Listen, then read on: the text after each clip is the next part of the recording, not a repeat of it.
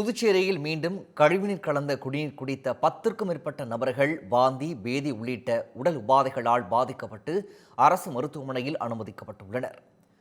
புதுச்சேரி, நெல்லித்தோப்பு மற்றும் உருளையன்பேட்டை தொகுதிகளில் கடந்த சில தினங்களுக்கு முன் கழிவுநீர் கலந்த குடிநீரை குடித்த 50க்கும் மேற்பட்டோர் உடல் உபாதைகளால் பாதிக்கப்பட்டு அரசு மருத்துவமனையில் சிகிச்சை பெற்று சென்றனர்.